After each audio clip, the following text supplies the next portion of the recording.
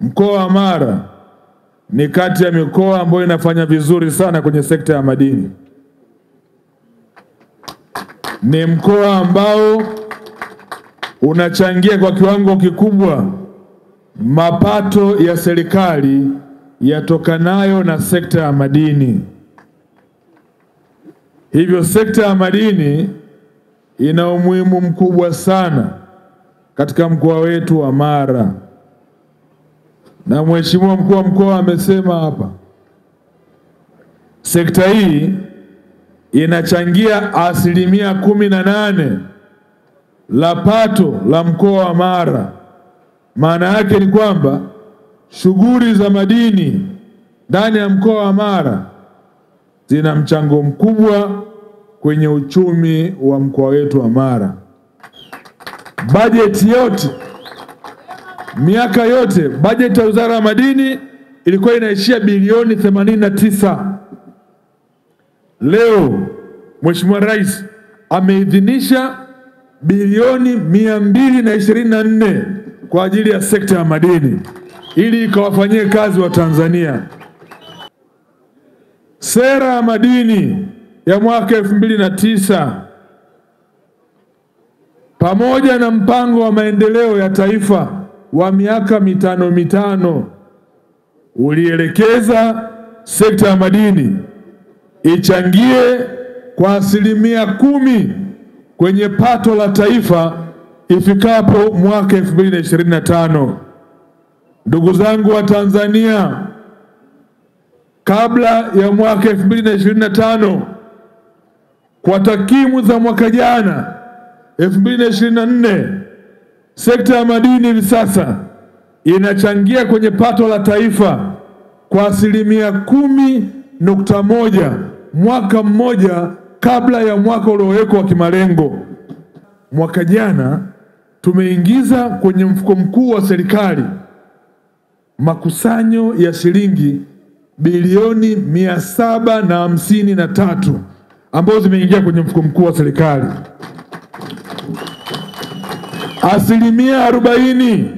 40% ya fedha hizi zimechangiwa na ninyi wachimbaji wadogo.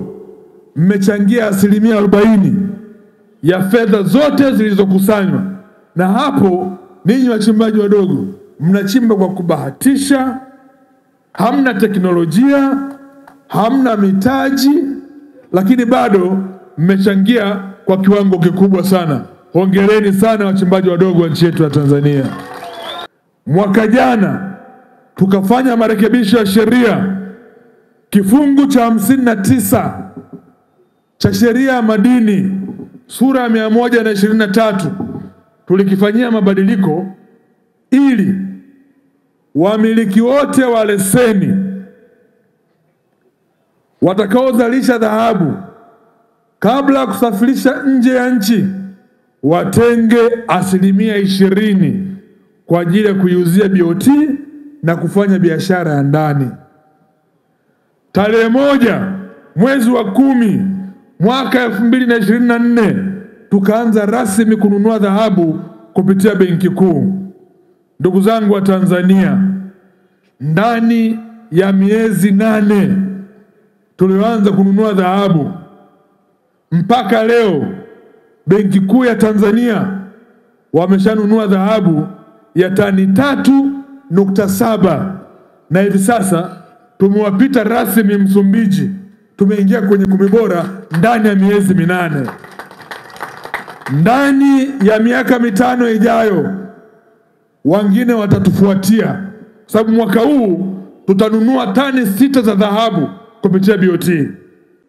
Ndugu zangu, nataka niwaambie, tumepeleka mapendekezo 22 ndani ya bunge, tumepelekeza mapendekezo 22 Ikulu, mapendekezo 19 yalipita. Kwa nini tusimpongeze? Hebu tumpigie makofi. Lakini kibaya zaidi au kizuri zaidi, kumekuwa na mambo mengi ambayo tunayaona kwa macho, na tunasema tunataka kuona serikali ambayo inafanya vitu vinavyokamatika. Yaani tunaona fedha, tunatoa kodi, lakini tunaona. Lakini kulikuwa na leseni ambazo zilikuwa ni kama 1500 tu. Maleseni yote mengine yalikuwa yanamilikiwa na wachimbaji wakubwa.